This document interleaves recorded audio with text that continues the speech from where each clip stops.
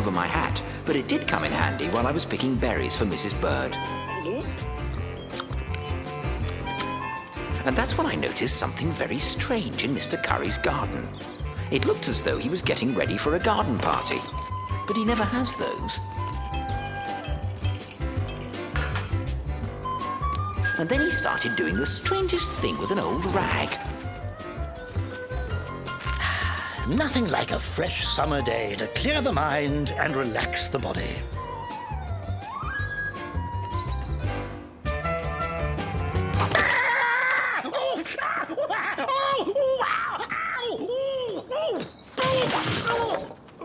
Mr. Curry, are you all right? Of course I'm not all right, Bear. Now, help me up. Perhaps you should put your rake away before your party. Then no one else will get hurt. Party? What party? Are you spying on me, Bear? I have a good mind to report you. I wasn't spying, Mr. Curry. I was just looking at that old rag you were hanging between your trees. Old rag? It's not a rag. It's a hammock. A hammock? There's no need to broadcast it to the whole neighborhood, Bear. Promise not to tell anyone, and I may let you have a go on it. Thank you very much, Mr. Curry. I don't think I've ever been on a hammock before. Sailors used to sleep in them aboard ship. Ah, a sailing cap. May I borrow it, Bear? It'll help set the mood. Yes, Mr. Curry, but... Bear!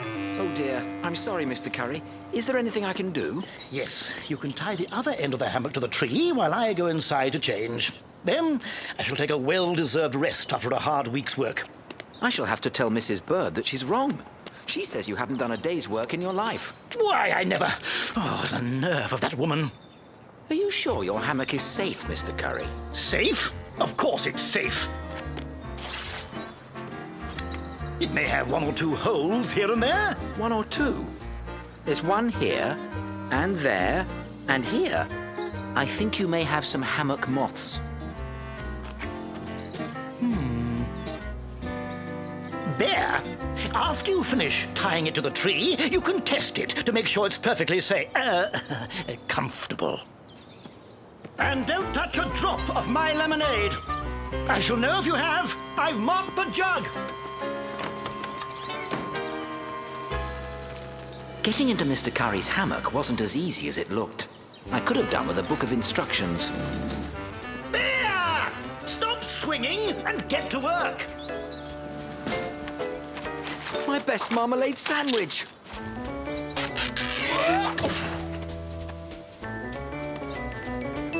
At least it softened my landing.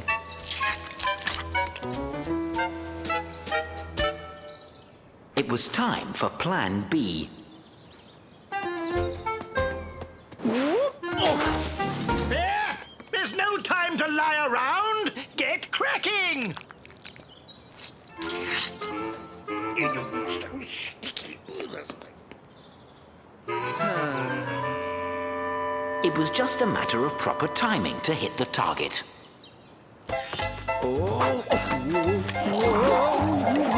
How is the hammock, Bear? It's a little snug, Mr. Curry. And I certainly wouldn't call it relaxing.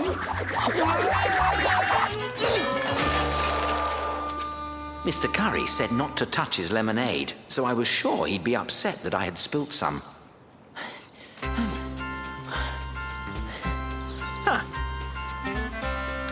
Hopefully, Mr. Curry won't notice that it's been watered down.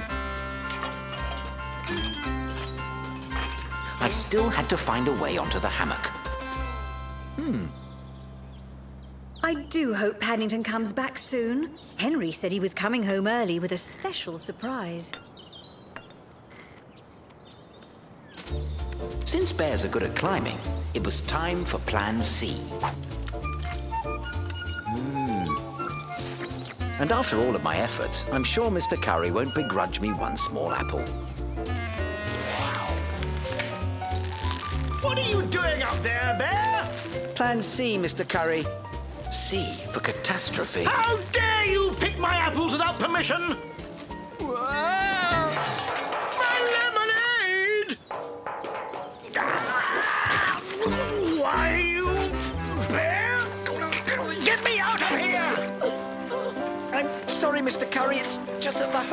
slipped and... Give me that hose! Oh, why, that Mr. Curry. What are you doing, Mr. Curry? You soaked this shirt. What am I doing? It's all that bear's fault. I'm sorry, Mrs. Bird. I was helping Mr. Curry with his new hammock. His new hammock, did you say? But that's our old hammock. Henry put it out with the other rubbish from the shed yesterday. Whatever is happening over here?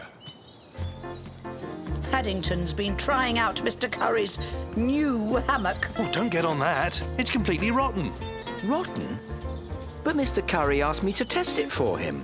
Is this true, Mr. Curry? Imagine putting a young bear at risk. Well, you see, it was, Forget about that old hammock. Look, I've got a new one right here. And if you like, Mr. Curry, you can come over and try it when I've set it up. If you wait a few years, it may get thrown out too. Then you'll have two hammocks.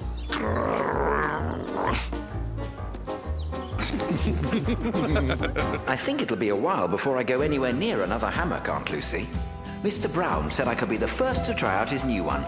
But you taught me to be polite, so I've been saying, after you, to everyone.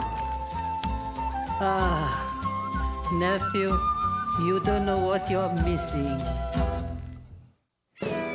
Here we are, Mr. Brown, in the medieval town of Charlemagne, Germany.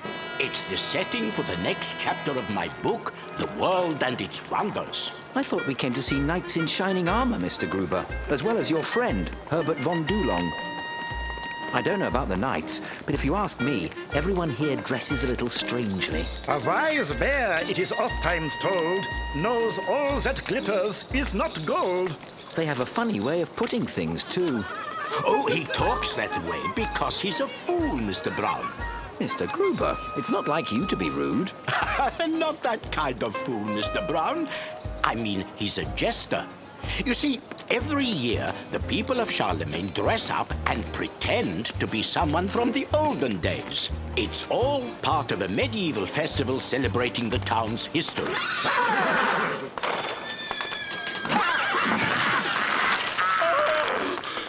Oh, that crazy locksmith Rutger. Every year he plays the Black Knight, and every year he has to pretend he's more evil than the year before. Herbert, is that you? Samuel, you made it! Yes, it is I, but today I am known as a White Knight. Well then, brave White Knight, allow me to introduce my dear friend, Mr. Paddington Brown. A great honor it is, but I have terrible news. I am to be disqualified from the jousting matches. Disqualified? But why? My squire became ill this morning, and without one, I cannot joust.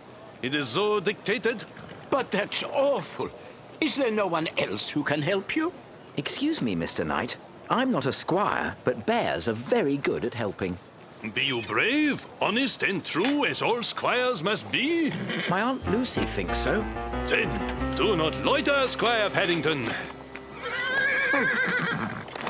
Excuse me, Mr. Knight, but what exactly is a jousting competition? It is when knights rise their horses at one another and try to knock the other to the ground with lances. The one who touches the ground first is thus defeated.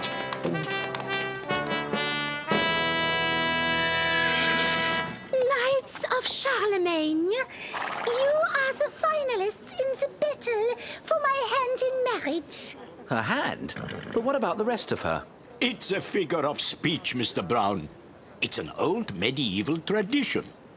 May you all remain true to your code of honor until the joust. Ha-ha! Where did you find your squire, White Knight? In a zoo? In a zoo? I'm from Peru. Darkest Peru. Whoa! You are doomed, White Knight. For I, the Black Knight, shall be victorious once more. If you do win again, it will only be through acts of treachery. Oh, goodness, Paddington. Have you polished armor before? You're very good at it. No, but I've watched Mrs. Bird polish her silver. You can see her face in it. Ach! I'm supposed to be a knight in shining armor, not pink armor. I can't joust in this. Oh no! Someone has put glue in my helmet. If I put it on, I'll never get it off.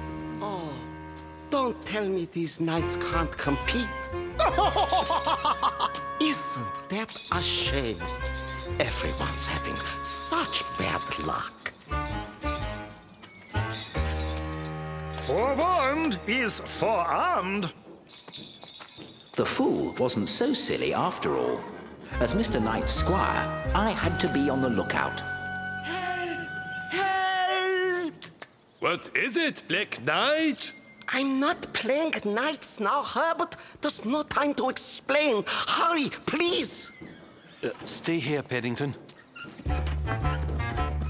Hurry, hurry. You'll see what's wrong in a moment. Through here.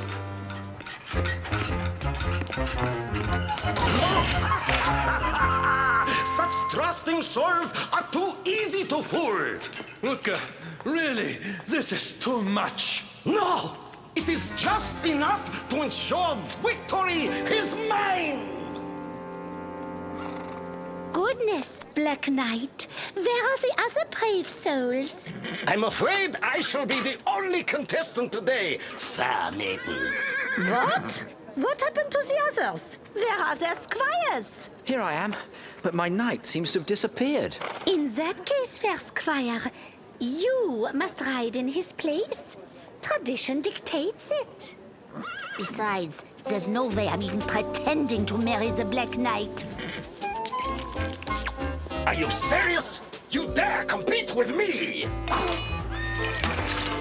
Look what you've done. Swine! That will cost you dearly, I promise you. It already has. A whole jar of marmalade. Vengeance shall be mine. I was starting to get in the mood. The contest has commenced without me. All is lost. No, wait. Look, it's Mr. Brown.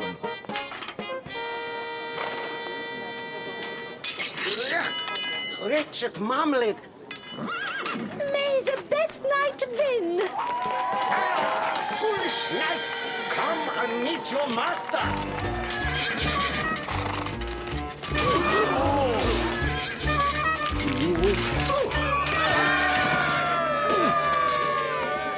It was a foul. He put marmalade all over my lance. I demand a rematch. Nonsense, Black Knight. It was a case of the biter being bit. I declare our honored guest the winner. Well done, Mr. Brown.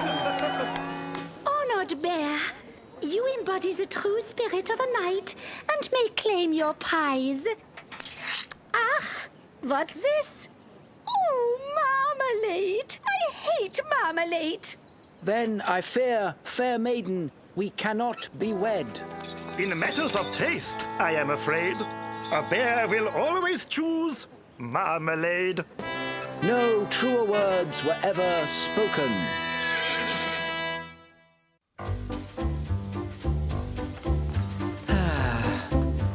Wallpaper.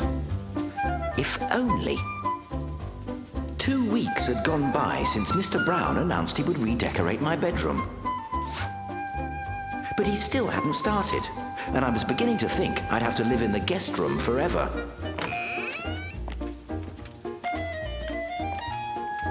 But then, things began to look up.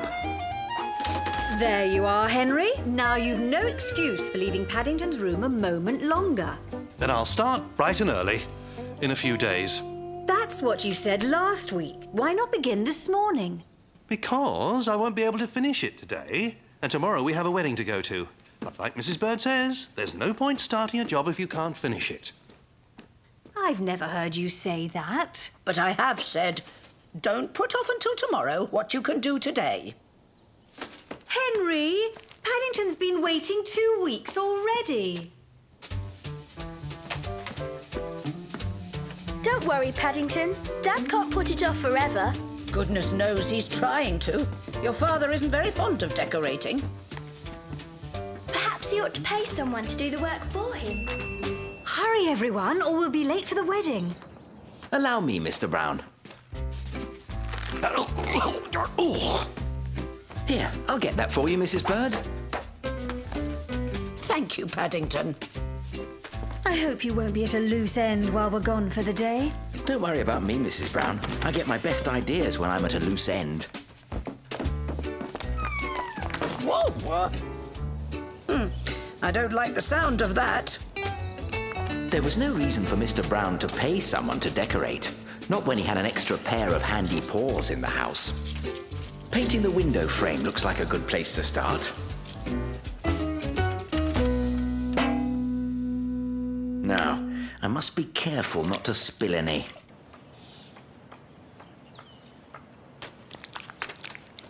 This didn't happen to the workman next door. Perhaps the window frame wasn't the best place to start after all. I realized I should have started with the ceiling, because I could then cover any paint drips with the wallpaper. That's just what I need.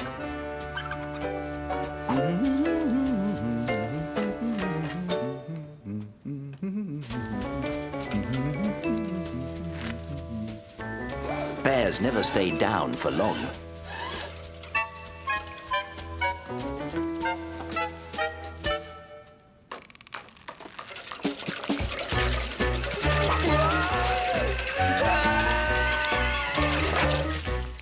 Aunt Lucy always told me that what goes up must come down.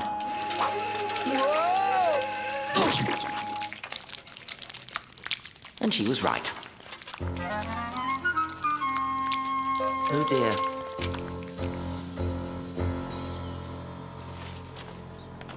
Luckily, I'm not the sort of bear who gives up easily. This was the part I'd be looking forward to. I decided it was why they invented wallpaper in the first place, to cover up any splodges. Now for the paste. Why is it that things that look easy are often the hardest of all to do right?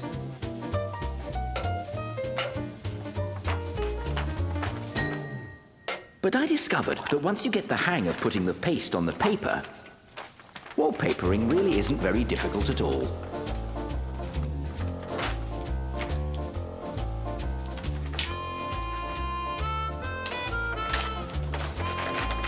Except you have to be careful to cover the wall and not yourself. I'd better hurry if I'm to give Mr. Brown a surprise. The trick is getting the paper to stick straight.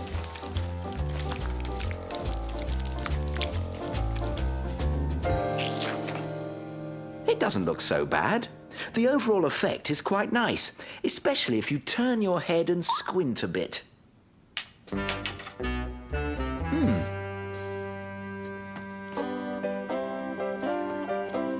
Someone must have stolen the door while my back was turned.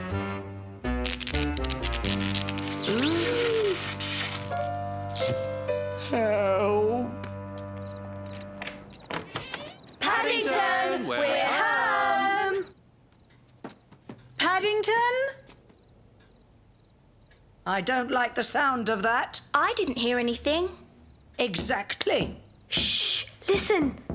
3 fast, 3 slow, 3 fast. Uh-oh, that's an SOS. Coming, Paddington! Paddington, we can't leave you alone for 5 minutes.